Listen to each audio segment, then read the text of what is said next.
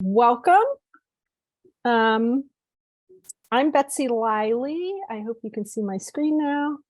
And I am an Exponent alum, and I will be your host tonight. And I'm very glad to introduce you to Exponent publisher Stacy Kellogg. She is also a former Exponent staff member. She left the Exponent, went on to work in journalism and health communications before joining the Exponent staff as advertising director, and she was named publisher in 2022. Stacy. Hi, everybody. Thank you for coming tonight to our first edition. It's called the Exponent Edition. This is a series that we hope to launch. We're launching tonight, that we hope to host throughout the rest of the year into the 2024 semesters as well, that feature the extraordinary talents of Exponent alumni and others with the Exponent staff, the community, and the general public. So in the slides that you see here, you'll see some of the key milestones of the Exponent. I'm really proud to be representing us here, coming full circle in my career back to the Exponent. We were founded almost 135 years ago. And we've achieved a lot of milestones since then, many of which you'll see on your slide here. One of the most impressive is the impact of the achievements of our alumni here at the Exponent. They've had a broad reach across many fields.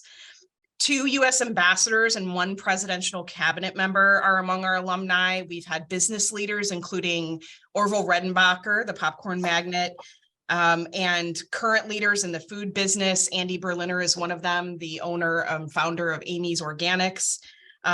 People have gone into law, entertainment, medicine, nonprofits, and more. The Exponent alumni have won 6 Pulitzer Prizes, an Oscar nomination, 6 Emmys, 2 Peabodys, and 2 John Chancellor Awards for lifetime achievement in journalism. This is all without the benefit of a journalism school at the Exponent. I think that's pretty significant, considering the fact that we do not have support financially, jurisdictionally, or from faculty of the university. We are 100% independent, and when you think about a journalism school, there may be a few journalism classes and communications classes here and there at Purdue, but we pretty much are it, and I think that's pretty impressive. So the Exponent today, the learning and the impact of what we do continues. We serve our mission, the Purdue University campus and the region, with a broad spectrum of news, outstanding award-winning journalism, and a student-led organization and newsroom. What most people don't know is that aside from the newsroom, the Exponent is also owned by a not-for-profit entity called the Purdue Student Publishing Foundation. It's a 501c3 organization. And so I report to a board of directors who are led by students. 7 members of our board of directors are students by our bylaws, and our board chair is a student. And then the other remaining members are comprised of faculty, 2 faculty members, 2 community members, and 2 alumni members. So even at the administrative level, in terms of who oversees the finance and policy of our organization, that is a student-driven operation.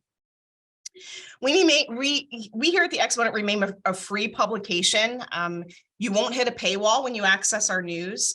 And, as we continue our outreach out in the community, we do things like farmers markets and special events on campus, and we're constantly interacting with the community. Our editors and reporters are out there as well. And what we're hearing is that the Exponent has emerged as a primary news source in the community as well, as some of our competition hits on just the headlines on the broadcast side, or, they're not doing a lot of in-depth news. And some of our other news organizations are owned by large corporations, and more the focus on local news is going away. So we hear more and more people telling us that the Exponent is a primary local news source here, and we're pretty proud of that. One thing I will also say is that the Exponent, as we move forward, we have a lot of work to do, I think, in terms of re-envisioning who we are and how we're going to move forward as an organization. But one of the things that I think keeps me engaged and energized is that our students are going to continue to be the future of what we offer and who we are here at the Exponent, and I have so much faith in them. I am continually inspired by looking to the groundwork that the alumni laid for us to continue to succeed. And that's really what the Exponent Edition is about, is to bring our alumni back to help share their successes and inspire those around us to see what the Exponent can continue to produce. So with that, I will just say that it's my pleasure to welcome you to our inaugural edition of this discussion of journalism and its most prestigious award with one of our celebrated alumni, Ken Armstrong. I'll turn it over to Betsy. And I do want to say a special thank you to Betsy Liley as well. She's an Exponent alumni, a fierce supporter of the work that we do, and has volunteered her time to create this series for us. So thank you, Betsy. And Ken, I'll turn it over to you for the conversation. Awesome. Thank you so much, Stacy. And I just want to note there are a group of Exponent staff behind Stacy, both alum, non-student staff and student staff. So including the current editor-in-chief. So it's great to have them here. I want to, and it's my honor to introduce Ken Armstrong, who I had the pleasure of working with as a student journalist. Ken graduated from Purdue in 1985 and came back in 2017 to get an honorary doctorate. He is a reporter at ProPublica. And as you can see, he's also won 4 Pulitzer Prizes. Won in explanatory reporting. That story he co-authored about a woman who was charged with lying about being raped and became a This American Life episode, a book, and an 8-part Netflix series called Unbelievable. The radio episode and Netflix series won Peabody Awards. He won a Pulitzer for investigative reporting for a series he co-authored that showed how the state of Washington steered Medicaid patients to a cheap but unpredictable painkiller linked to more than 2,000 deaths. And he shared in 2 staff Pulitzers for breaking news, one for the coverage of a landslide that killed 43 people, and another for coverage of the shooting deaths of 4 police officers. He was honored with a John Chancellor Lifetime Achievement Award, an Edgar Allen Poe Award for nonfiction. He's been a Nieman Fellow at Harvard and the McGraw Professor of Writing at Princeton. And so it's my honor to introduce Ken. Our plan for tonight is we'll start with some questions for me and then open it up to Q&A from everybody. So, Ken, it's great to have you here. First question, what's your strongest or favorite memory of the Exponent? And remember, a question that I had not anticipated. Well, just hearing Virginia talk about the discussions about the nude Olympics, and what photos we would use and not use, that's pretty hard to top. Because what other campus are you going to have those discussions on? For me, it's probably the edit board meetings. There was something really fun about having, I think at the time we had 7 people. Having 7 people sit in an office and talk about what editorials we were going to write that week and have votes, and whether it was like a campus issue or an international issue, have us talk about the merits of various ideas, argue, disagree.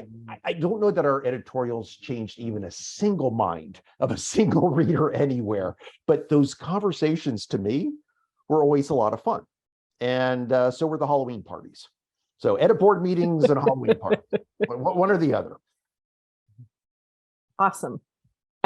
We won't talk about the Halloween parties, but I do have photos for anybody who wants to email me later. And you left Purdue planning to go to law school, and you ended up in journalism. How did that take place? That is such a polite way of saying, Ken, you dropped out of law school. Yes, that is right. I left Purdue and went to law school, where I discovered that I didn't want to be a lawyer. And then I went into the Peace Corps, where I was assigned to be an agricultural extension agent in West Africa, in the Sahara Desert. And there I discovered that I was in no way qualified to be an agricultural extension agent. I can't grow anything anywhere, not even a tomato plant, in Seattle. So at that point, I dropped out of 2 things, and I just kind of took stock and thought, what is it that I've enjoyed in life so far? And the first thing that came to mind for me was working at the Exponent. I really enjoyed working at my college paper. And so I thought, why don't I give that a shot? So, from there, I just started working at really small papers. I was lucky because it was a different era. At that time, you didn't have to have a journalism degree. You didn't have to have internships. I didn't even have good clips. My clips were all columns and editorials where, the main thing I was showing was an ability to be obnoxious. You weren't going to find much reporting in my clips from the Exponent. But at that time, you could still get a job at a small paper, even without any of those things, and work your way up. I think it's much more challenging now for people who want to start out in journalism. But that's how it happened. I dropped out of law school, dropped out of the Peace Corps, and then wound up at a small paper in Colorado where my beat was sports and courts. I covered courts in the afternoon and high school sports at night, and made $5 an hour and lived in a trailer, and I had a lot of fun. I really liked it. So that's for me when it kind of clicked. Awesome. This, you could take this a lot of places. Journalism has changed, as you've suggested, and you've certainly had a number of jobs in journalism. A lot of our colleagues who went into journalism, me included, Paul's on, he was in journalism, Stacy, others have left journalism. Why have you stayed, and what is it that you like about what you do? Well, I wasn't as smart as you and Paul. You and Paul both saw what was coming. And for me, maybe I was just in too deep. So even when I saw what was ahead, I was sort of, what do they call that? Pot committed, in poker. I think I was pot committed. And I was lucky in that I found work that made up for all of the anxiety that journalism produces. So I found enough satisfaction in the work that I was doing. And I've been lucky in that I consistently found ways to do new things. I've never felt like journalism became stale for me because I've moved around a lot. So I've worked in a lot of different places, and I've done journalism in a number of different media, which has really helped, right? So when I got bored of newspapers, I could write for magazines, or I could do some radio, or, film, documentaries, things like that. None of those would I profess to have any expertise in, but even just being able to have a secondary role in some of these other media is really neat, because I'm consistently working with different people and learning things from other newsrooms and other people. So I guess that's the main thing. And I've also not lost my idealism yet. That's one of the hardest things in journalism is to grow old in journalism and not lose your idealism. It's a hard line of work to grow old in. And Betsy and I talked for 2 hours last week, and I think she heard just how hard it is, because I think I whined for about an hour of the two. But I think that's it. I think that I always found that the rewards outweighed the benefits. Outweighed, sorry, the costs. Well, let's talk about a reward. And I think most of us would consider a Pulitzer Prize to be an amazing reward and award in the field of journalism. Tell us what it's like to win a Pulitzer Prize. I think some of the people, I think you're going to surprise some of us based on our conversation, but what is it like? Yeah, I've warned Betsy that I get asked this question sometimes by students, and my answer never fails to disappoint. Never, because I tell them the truth. I tell them, that winning a Pulitzer is nice. It's nice. And I say that, and students look so disappointed, because I think they want me to say that it's life-changing, or that it's affirmation that all of the work you've done is worth it, or something like that. And that hasn't been the case for me. For me, winning a Pulitzer is nice. And then I make it worse, because I see the disappointment in students' faces, and I tell them, but it also has practical benefits. And they're like, oh, it's nice, and it has practical benefits. And this is probably why I've never spoken at a journalism commencement ceremony, because I would drain the energy out of an auditorium in 2 minutes. But yeah, the thing about winning a Pulitzer is that Pulitzers take up all the oxygen in the room because they're the one journalism award that people outside of journalism are familiar with. So they get a sort of outsized importance, totally out of proportion to their actual value, you know, within journalism. But I've come to make peace with the whole award industrial complex in journalism because I realize that winning awards like Pulitzers allow me to keep doing the work that I enjoy doing because my bosses like winning Pulitzers. It's easier to fundraise when you have Pulitzers. And I've worked at 2 nonprofits in a row, and being able to go to foundations and individual donors with that in your portfolio is helpful. And in a real practical effect, it has also helped me as a reporter because, you know, when people will look up my bio online and they'll see, you know, that, you know, I've won, you know, Pulitzers, I don't have to work as hard to establish credibility as a journalist.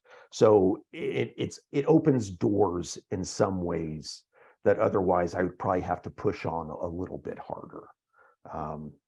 Like I said, that's not the most inspiring answer, but it is honest. Well, what happens behind the veil? And I want to mention that another Exponent colleague, Ginger Thompson, who was a student with Ken and I and Paul and Deb and Virginia, is on the Pulitzer board and is also chief of correspondence, I think, at ProPublica, and a Pulitzer Prize winner herself. You've judged the Pulitzers. What should we know is happening maybe right now, since the awards are May 8th? Well, right now they're in a dark period. Probably about a month ago, maybe, they would have had a bunch of people who came to Columbia University. And what they have is they have juries. It's a group of committees that are assigned to each category of the Pulitzer, and they do the screening. So they will get, say, 100 stories that have been nominated for feature writing. And this group of, it's either 5 people or 7 people, you know, depending upon the committee and the number of applications. They will spend days going through it, reading them, and picking their 3 favorites. And those 3 favorites become finalists, and they go to the board. And usually they go to the board about 7 or 8 weeks before the board meets. And then the board picks from those finalists a winner in each category. So there's this down period of 7 or 8 weeks where it used to be that you kind of knew if you were a finalist because it's supposed to be secret, but journalists are just awful gossips. You know we are. We're terrible gossips, and we can't keep secrets. And it used to be that everybody knew, even though you're not supposed to, who the finalists were before the board met. They've really locked it down in recent years, and they've said, we mean it. When we say don't talk about who the finalists are, we really mean it. And it seems to have worked amazingly to me. And now you don't know if you're a finalist or not.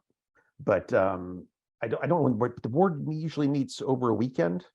And then where the second leak occurs is after the board names its winners, even though they're not supposed to do this, you'll get a phone call saying, really sorry to tell you, this is, if you knew you were a finalist, you get the call that says, I'm sorry you didn't win, and you feel awful, right? And then, or they would say, I'm not supposed to tell you that you won, but you should probably get on a plane and come to New York so that you're here when the announcements are made on Monday.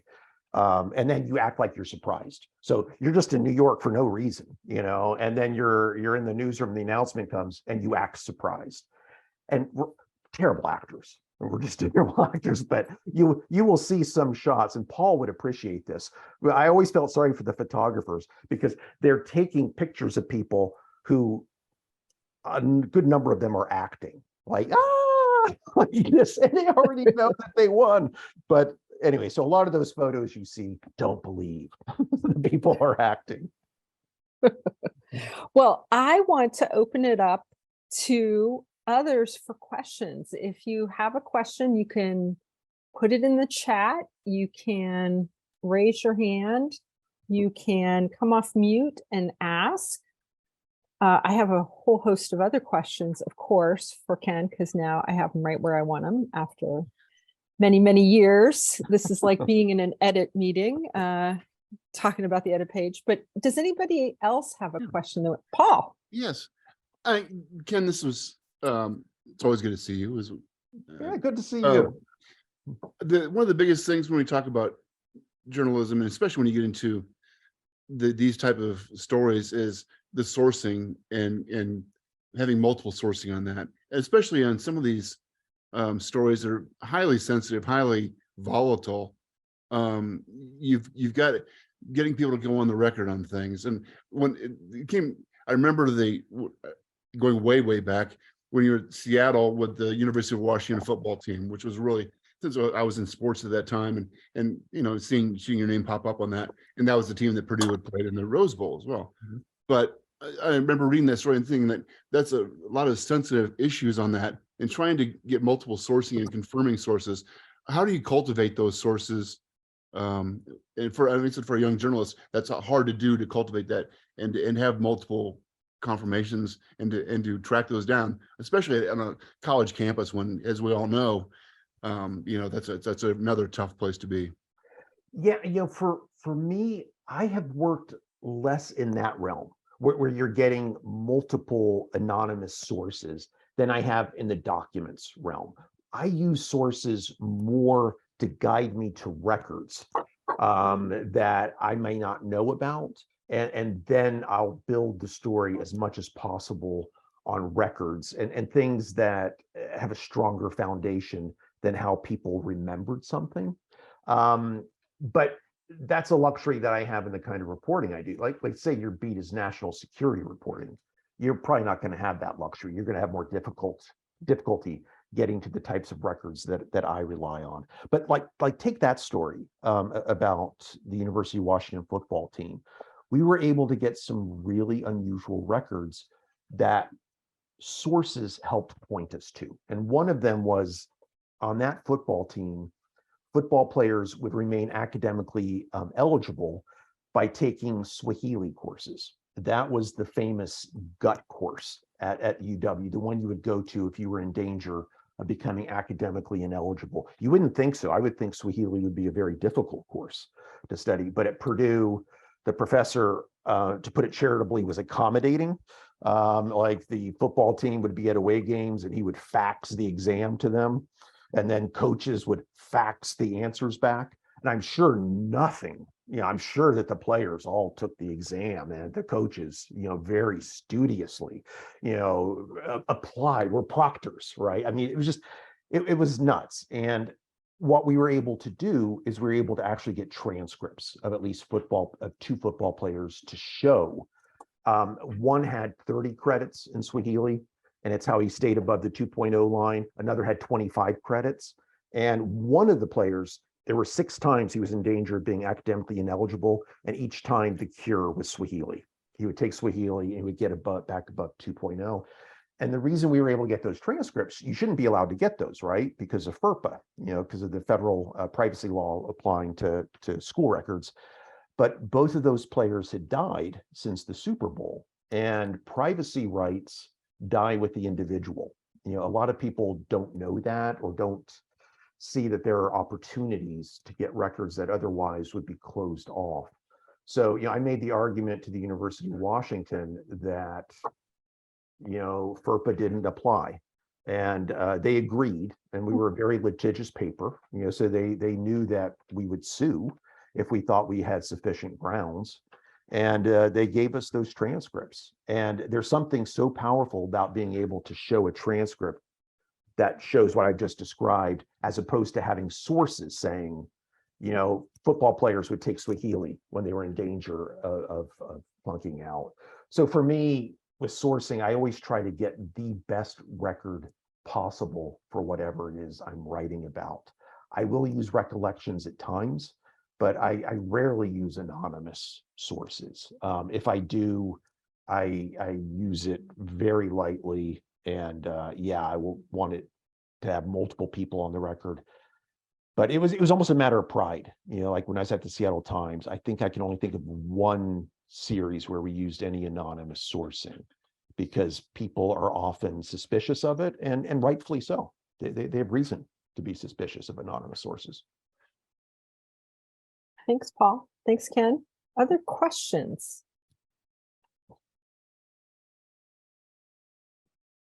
Carl, nice to see you.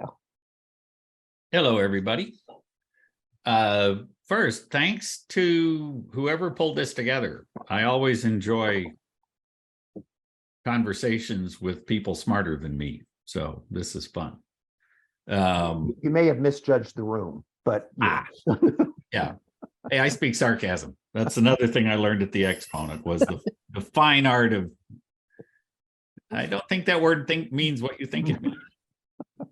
Yeah. I wish I'd been there when you were there. I was gone by the time you got there. I was in the 70s.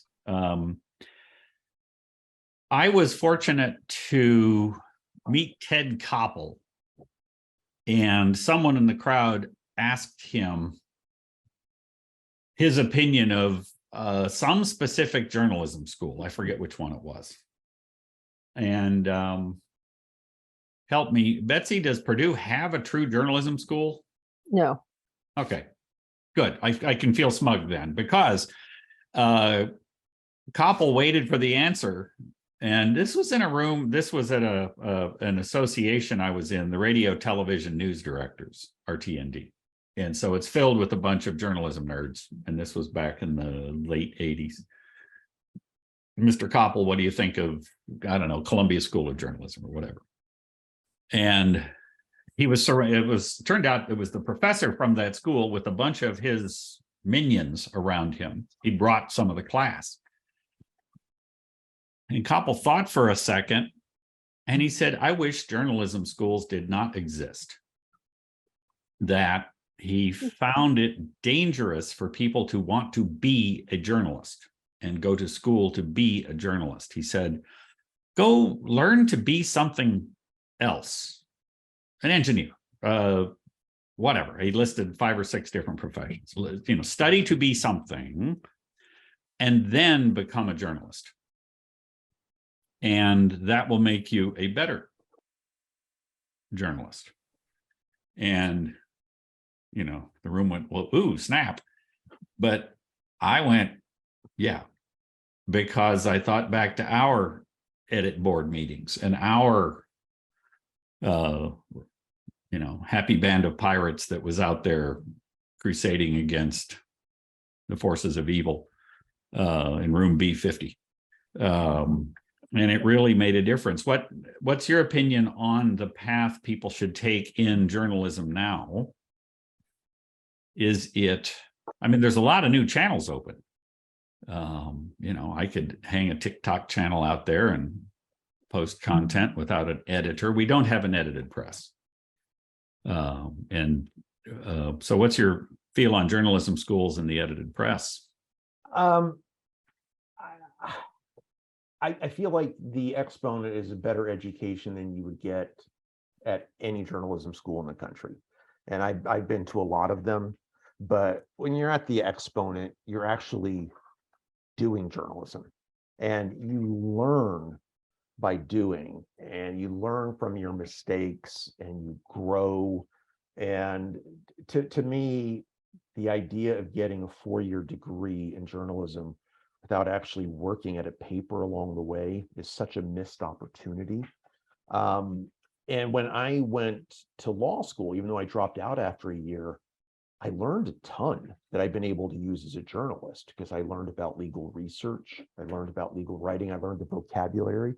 It's helped me tremendously as a reporter. I think that there's a lot to be said for that. And what I've always found striking when I go and I talk to journalism schools, and Betsy and I were talking about this a little bit, is that the prestigious schools, when I go there, I never get questions that are as good as when I go and I talk to a community college. It's the students at the community colleges who are more grounded, who have more real life experience, and they just seem more engaged and curious. And I really enjoy talking to those students. Whereas, you go to Columbia or actually, and I don't want to speak too broadly. It's like this morning I talked to students at Missouri and they were great.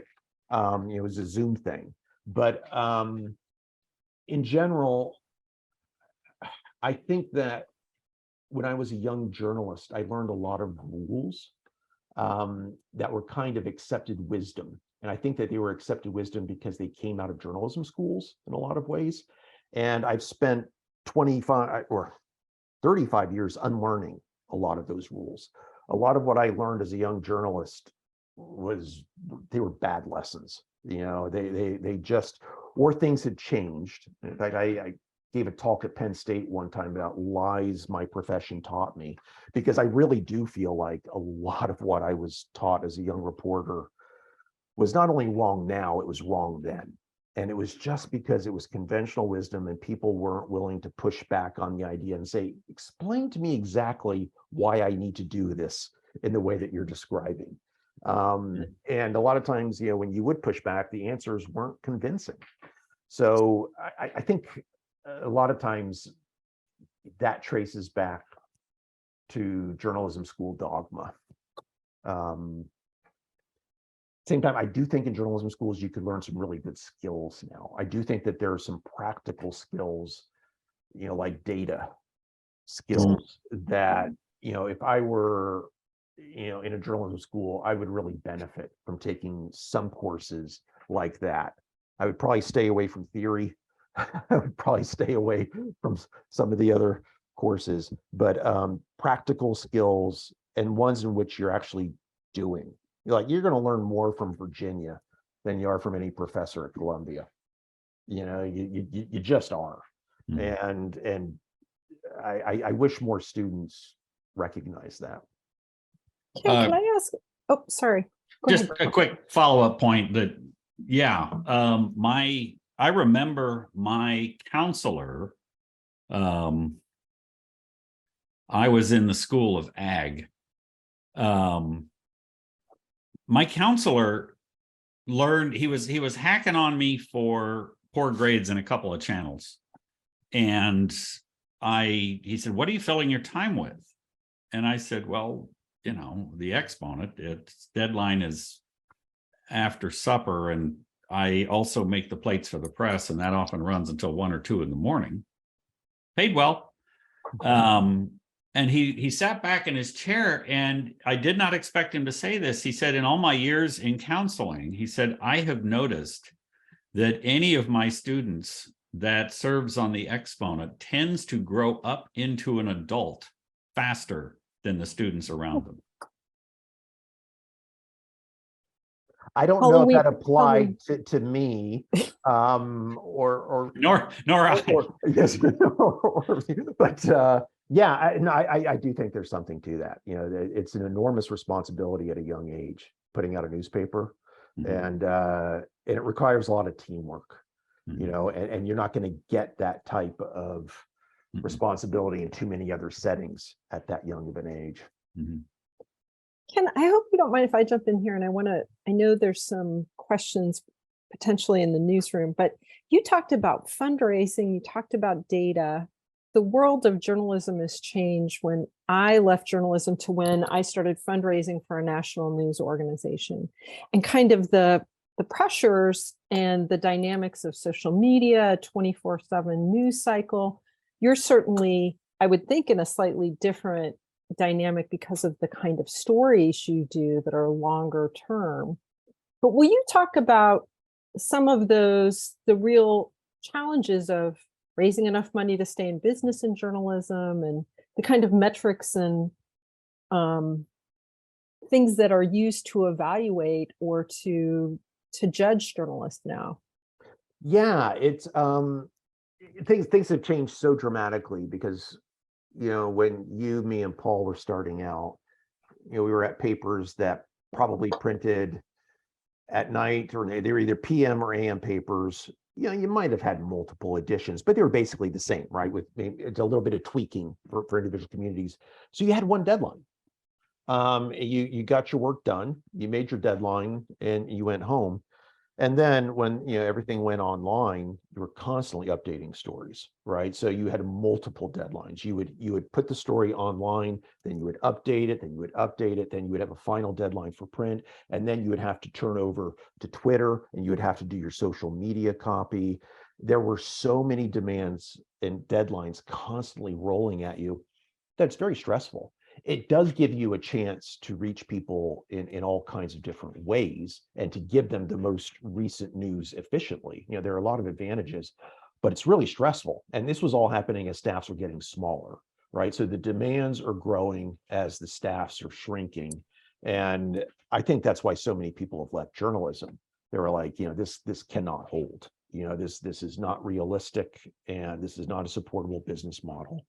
And one of the nice things about being at a nonprofit now is that we're not reliant on advertising. We're not reliant on subscriptions. And, we all know that everything cratered first with classified ads, then with display ads. And the subscription model, has really suffered because the product itself has suffered as newsrooms have gone smaller and there are fewer stories. With the nonprofit model, we get funding from individual donors, from foundations. It's something where there's less pressure. But at the same time, we still do have really annoying metrics. It hasn't bled into ProPublica much until recently, where we started having the occasional meeting where they talk about metrics. And for every journalist, when they start talking about metrics and they start bringing up Chartbeat and some of these other monstrous inventions that have been used to quantify journalism, it's awful, right? All of your antennas start going up and you're like, oh, please. They're starting to do word counts on stories, and trying to figure out what's the ideal word count, for readers, which is just preposterous, and I say that as somebody who writes really long stories. We had a meeting recently where they were saying, we'd like stories to be shorter. And I had just published one that was 14,000 words long. So I definitely felt personally attacked during this meeting as the person who just wrote a 14,000 word story. But I was like, wait, but did you notice that a lot of people read it? Did you notice that? I mean, because you're saying that people won't read long, and they will. If a story is interesting and it's compelling, people will read it. If it's short and it's boring, they won't. So it's not the length of the story. It's how the story is reported and written. But yeah, it's this cycle that we're in journalism, where every 5 years there's some new thing. We're going to pivot to this or pivot to that, or we're going to use this measure or that measure, and it's all nonsense. It's all noise, and you just shut it out and do the best you can and hope you're able to retire before the noise gets too loud. Don't say that to the students. I think Paul has I think they've got a little ways before retirement. But Paul, do you have a follow-up? Yeah, I went right from the Exponent here to Huntington to the small paper, and we had a pretty good paper. Was able to do a lot of different things. We did some good work, and we got to like 2008 when everything started to fall apart, and we were sold to a chain, and they ran us all off. I'd planned on riding off from the sunset as the sports editor, the emeritus, and all that sort of stuff. It didn't work out. But the biggest thing now, and this is kind of my crusade, and I know this is part of what ProPublica is doing, is trying to save local journalism, because right now there's a paper here, but they don't report on they don't go to the courthouse, they don't go to the county council meetings, they don't do the school board meetings, and so there's no oversight, there's no reporting of what's happening in the town. And I'm, as a citizen in this town, I want to know what's going on, and there's no one there to report that. And I know ProPublica is going into some of these smaller newspapers and trying to find ways to preserve that local journalism. What can we do as journalists, or journalists in training, or people who just want to know what's going on? How do we save that local journalism, or how do we keep that local journalism alive So there is, that we can hold the county councils, the school boards to some sort of account. If I had a good answer, I would be the hero of journalism, right? Because if I knew how to save local journalism, that's what I'd be doing. It's hard, and it's just frustrating too. It really is, and I don't think that there's any easy fix. And yeah, in what ProPublica is doing, it helps, but it's nothing even remotely close to a fix. And I was made keenly aware of that a couple of weeks ago, because I worked with the paper in South Bend that Virginia used to work at, the South Bend Tribune. And this would have been in 2018. I was partnering with a reporter there named Christian Scheckler. And we did stories on the criminal justice system in Elkhart, Indiana. And the stories had a lot of impact. The police chief was fired. A couple of police officers were charged with felonies and were convicted. The mayor chose not to run for re-election. It was the kind of reporting in a community that had the kind of effect that you would hope, if you expose certain things. But, that was in 2018. The reporter who I worked with, Christian, he has left journalism. The reporter who replaced him has left the paper, and his job is not being replaced. I think they had 16 reporters when I was working with them. They're down to 4. Yeah. Gannett owns them now. It's just, in journalism standards, it's just tragic, because that's a really good newspaper. Is a nonprofit model maybe something? I mean, now it's being experimented with around the country, that sort of model. It is. And you're seeing it have some success. It tends to be, usually it's either national, statewide, in some cases regional. I think where you're less likely to see it, though you can find examples, is in individual communities. I think Madison, Wisconsin has one now, and I know that there are some other examples, but it's hard to generate the kind of funding you need to support a newsroom if your coverage area is really small, particularly when you're working with foundations.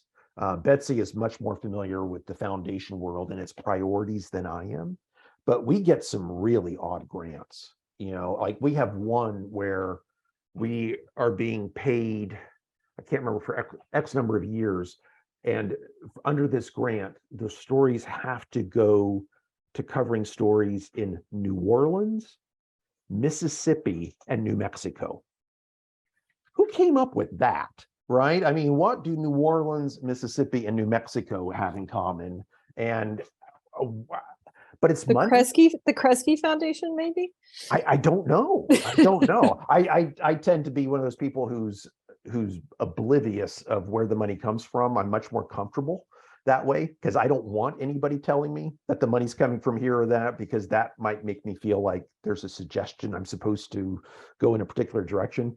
And I've been really lucky. I've never felt that pressure. But it was the same when I worked at papers that relied on advertising. I never had anybody come and say, you can't do a story that's going to tick off, a particular advertiser. But yeah, the nonprofit model, I think, has a lot of advantages, but it's also got quirks, and it's tending to get saturated now. I mean, isn't that right, Betsy? Where you have a lot of people who are fighting for the same resources. Yeah, when I raised money for National Public Radio, NPR, I would say there were 150 independent media organizations. And now there's maybe 5 times that, maybe more. I mean, there are tiny organizations covering very small towns, and there are statewide organizations. And there are more funders, but the amount of money funding independent journalism has not grown at the same pace as the number of news organizations. So while the model may work, you need a bunch of different revenue sources probably to make something work in a community like Huntington, in a community like New York City. For a national news organization, you got to have a lot of different things. Like, look at the New York Times. They're making a ton of money with Wirecutter. They started a publication called The Athletic. So they have diversified how they make money because they have to, and that's the New York Times. So, yeah, I you've think the hope was always the benevolent billionaire, right? It's like whenever you have papers that are struggling, the hope is that, don't we have a benevolent billionaire who lives here? And I live in Seattle. We have a lot of billionaires in Seattle. I don't know how many of them are benevolent, and none of them have showed any particular interest in coming in and supporting a paper that's bleeding money. Maybe, yeah, and you know, one of our billionaires who did buy a paper, he went and bought the Washington Post, right? Jeff Bezos. He didn't buy the Seattle Times, he bought the Washington Post. So, and that creates all kinds of problems itself too. You know, when your funding comes from one particular person whose source of wealth is newsworthy, you know, you can come up with some certain kinds of firewalls, but it's hard. It's a challenge. Ken, I want to ask you, I want to see if there are more questions from anybody who's on. We've had some new people join us. If that's Tanya? okay to jump in. Yes. It's not like a question. I just wanted to go a little bit back into discussion, like, do we need School of Journalism or not? Because I'm a visiting scholar at Purdue from Ukraine. And in Ukraine, it's, you know, the situation, it's been war, like active phase of war for more than 1 year. So there's a lot of foreign correspondents right now in the country, a lot of people who are coming to cover the war. And there's a huge demand for fixers, someone who would, like, you know, be a translator, arrange meetings, etc. So right now it's really complicated for foreign reporters to find, like, you know, decent fixer in Ukraine. So people who had zero experience in media are started doing this job. And I just wanted to describe like one situation that happened last year. So it was like, you know, airstrike in Vinnytsia, one of the local cities in Ukraine, and a lot of civilians died.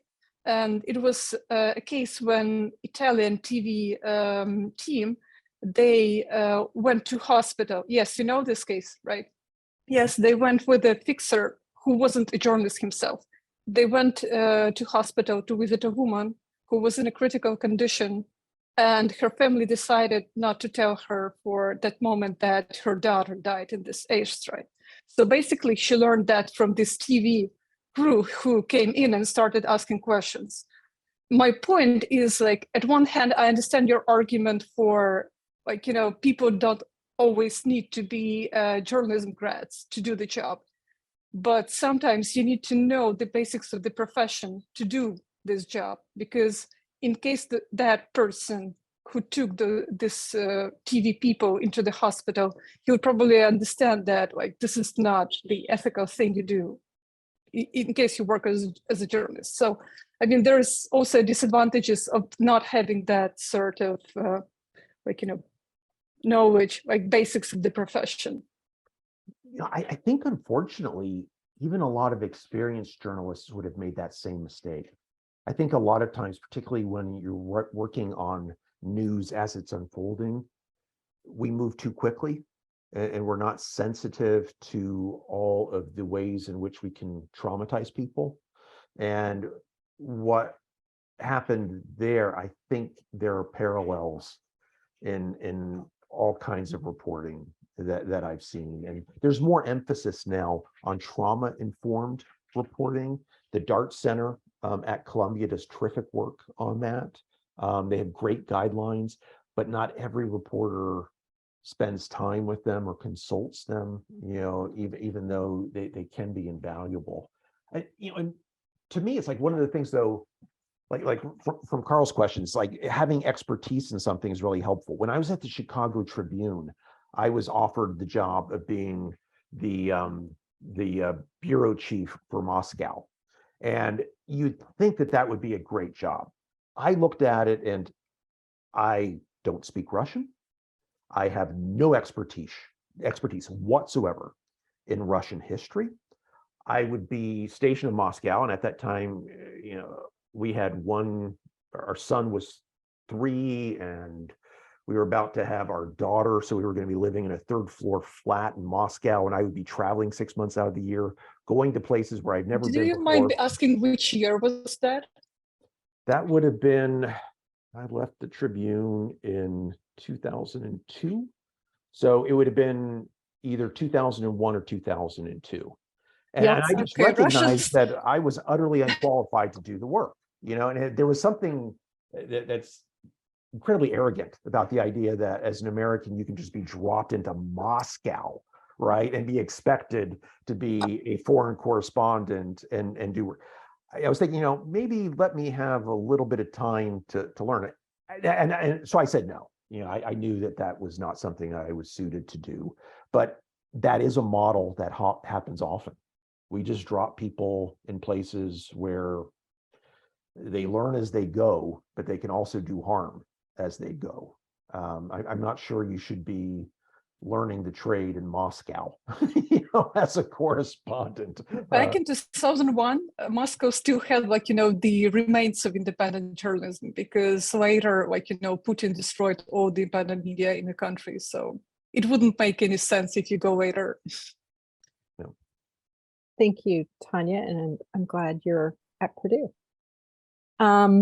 Stacy, I think there's a question from the editor-in-chief. We do. Emily, Hi. pick up as much as you can.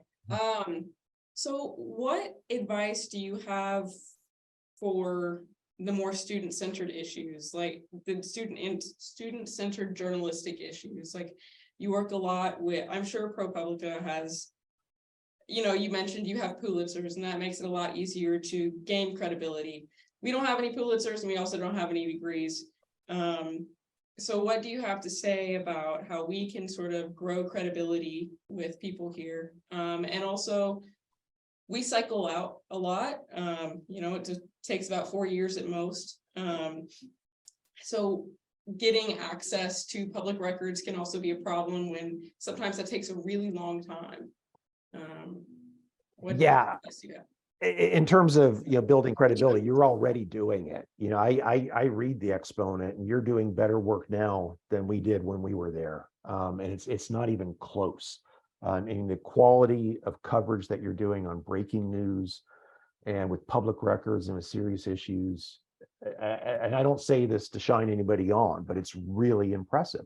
And that's how you build credibility, is by doing the work and just being a trusted brand and being a presence, being there all of the time, at meetings, asking questions, and then just doing the best possible job you can with, what you publish, being as conscientious as you can. I think you're doing what you need to do. The second question, I don't know, because I thought about that when we were all at Purdue, how do you keep momentum, right? When you have people who graduate and they have public records requests pending, right? Because the university can just wait you out, right? I mean, they know you're going to graduate, unless, God, I'm trying to think of. We had some people on some very long tenures of 7-year undergraduate degrees. Yeah. Yeah. Unless you're on the 7-year track, the university can wait you out. And I always wondered if there was just a way to come up with a handoff system where, as a paper, you recognize that you're an institution and that turnover is fundamental to your institution. So is there a way where you can just make sure that you have, for example, a database of all public records requests that have been filed by different people, with the date that they were filed, what's the deadline that it was supposed to be, what responses have you received so far? That way you have a repository that new students can consult when they come in, as opposed to having all of that work lost. It's hard because you're doing it for the benefit of the common good, right? You're not going to be the person writing that story based upon the public records requests that you filed, but your newspaper will be. And it's sort of a gift to the people who come after, because you might be giving them a tremendous story, right? All they have to do is consult that database, see that there's a particular records request that was never filled or that is overdue, put in some calls, push on it. I think the Exponent, to its credit, has been litigious Hasn't it, Virginia? Have you not sued on multiple occasions and won? I believe you. I believe you have, and that's important. You know, people need to recognize that you are willing to sue to have your rights, to have public records requests filled when they're being denied on specious grounds. But yeah, I think that that's a common issue at college papers, is how do we keep doing good work with the turnover that's built into it? I mean, does anybody else have any ideas on that? I've always thought with public records, there was a way you could deal with it. The other things, I'm not so sure. Stacy, did Virginia, you want to respond to the question about filing lawsuits? We haven't had a lawsuit in several years, but we make complaints to the public access counselor. And the one thing that Mitch Daniels has always cared about is his public image, right? So there have certainly been times when they've lost those complaints, and they always do, that it's made a difference. So, but, you know, we got just a month ago, you know, records, basic personnel records of like 5 employees we filed in June, and we got them last month. They, you know. And something to note about those records, you don't have to see them to know what they look like. It was a bunch of black squares. Right. Right. Yeah. Yeah. For personnel records. It's maddening. It's maddening. Yeah. Yeah. Well, you know, you do have the advantage. You have a good public access counselor, you know, in India. And I think that there are only 2 states that have public access counselors. The last time I looked, it was Indiana and Illinois. That may have changed, but it's rare to have that as a resource. And it's to Indiana's credit that they have a public access counselor. So, you know, if you're using that office, that's helpful. And I know that they don't necessarily have enforcement authority, but they do have the ability to give you a ruling upon which you can shame a public agency at bare minimum. And there is a lot to be said for shaming public agencies. It can be very effective. Yeah, I've used that a lot, where I'll write stories about records requests being denied and the absurd grounds upon which they were denied. We did that in Elkhart. There was one thing where they wouldn't go and get records for us because they said it was in boxes behind other boxes. And it would just be so, and it was Jazz Fest weekend, and they just didn't have anybody available to go and move the boxes to get to the other boxes. You write a story about that, and how ridiculous is that, right? I mean, it makes them look like somebody who's obviously, they don't want to give you the box. Or they'll charge you huge amounts of money. Oh, we need to, you know, we need $300 to make 3 copies on a copier. Yep. And then you write about it, right? So Yep. you shame them. And a lot of times shaming works. At least it used to. You know, and given the last 5-6 years, I'm not sure shame means as much anymore. Not saying anything politically here, but you know, I used to think shame was a more powerful incentive than I do now. We are longer than we advertised this for, but I want to ask one more question before we close, unless any of the student journalists have a question they want to ask. All right, so, you know, today, I think it was today, Don Lemon, Tucker Carlson, both are out of their jobs. And you've shared some things about the challenging nature of journalism. And we had a long conversation about, you know, why I left journalism and kind of the future of journalism. We have some bright stars sitting behind Stacy and next to Virginia. And I'm wondering what advice you would have for them about the future of journalism and about a potential role. Stacy was telling me today that a number of the summer staff are interested in pursuing a career in this thing called journalism. So should they? And what would you tell them? It's hard because things change so quickly in this field. So any advice I offer now, I may retract, you know, in 3 years. But Yeah, 3 there is minutes. still, yeah, 3 minutes, yeah.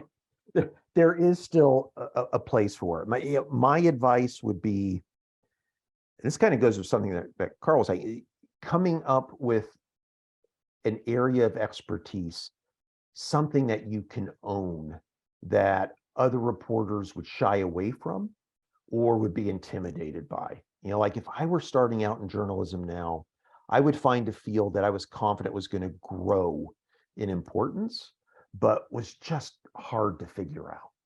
You know, and I don't know, that could be anything, right? It could be high finance. Climate change is the most obvious one, right? If you become a real expert in some of these environmental issues, you're going to be able to find a place to do stories more easily than if you're doing the types of stories that anybody can do.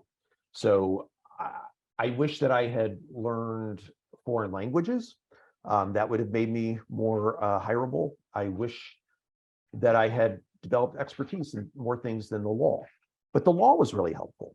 A lot of people don't really understand civil procedure, criminal procedure, the intricacies of torts and property, or anything, or how to do legal research. So that's really helped. So I think that if you can find a subject that fascinates you to no end and really dig deep into it and learn a lot about it and put yourself in a position to succeed if you were reporting on it, that's helpful.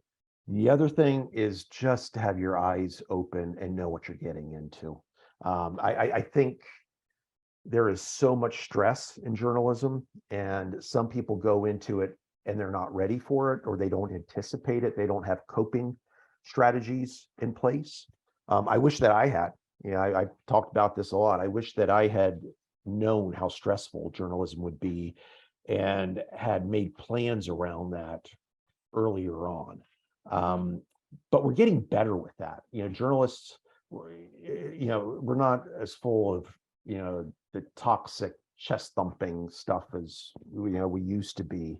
And there are a lot of mental health challenges with journalism, and just knowing that they're there and being able to talk about them, to find people you can talk with about them, and having ways to deal with it before it becomes overwhelming, that's important. And again, that was not the case 30 years ago. People did not talk about stress. We pretended like it didn't exist. You know, that was our way of dealing with it. That's not a good strategy. Anyway, those just two thoughts. Ken, if I could have you back sometime, or whoever organized this wonderful idea, let's get a speaker to talk, to brainstorm amongst all of us about what would the skill set be? What would the ideal teachings be for journalism of the future? I mean, critical thinking, thinking about thinking, appreciative inquiry, and maybe advanced sarcasm. I don't know. That couldn't hurt. Yeah. On that note, thank you, Carl. And it's a great idea to have alumni engaged. Thank you to the students who are participating, and Virginia and Stacy for hosting the edition. I'm going to put a slide up again. We hope to do this again, as Stacy said, and we'd love to have you visit and read the Exponent. Let those students know that you're reading and what you think about their work. If you have suggestions, but also to suggest other speakers for future opportunities like this, other alumni who have something interesting to share or say. And for those alumni who are on, we're always looking for help, as Carl said, thinking about the skill set of the future. We've had a number of alumni engaged in thinking about some of the future of the Exponent. We're going to be asking for other help on some other avenues. And so stay tuned. But thank you very much to Ken Armstrong. You doubled our time, Ken, just because you were so delightful and interesting. And it was lovely to spend another hour with you. That's sarcasm, right? I won't comment on that. I'm glad though that I'm not sitting on the Herculon sofas that we used to sit on, because certainly they carried COVID and many other things. But thanks to the students, thanks to Stacy. Stacy, any last words you want to share? Well, Ken, I will say that I know that you think winning a Pulitzer is nice, but I will say that I still, in my heart, think it's a pretty awesome accomplishment. And so thank you for remembering your friends and your people. We appreciate you, and I just am grateful for your participation. If anyone has suggestions, not just of other alumni, but other topics as well, we likely have an alumni member who would be able to speak on just about any topic, I think, considering some of the impressive folks who have graduated from the Exponent. So there's an email address there, alumni@purdueexponent.org. Share your ideas for topics or speakers, and we'd be happy to consider those in the future. Thank you, Ken. Thanks, Stacy. Thank you, Betsy. Thanks, everyone.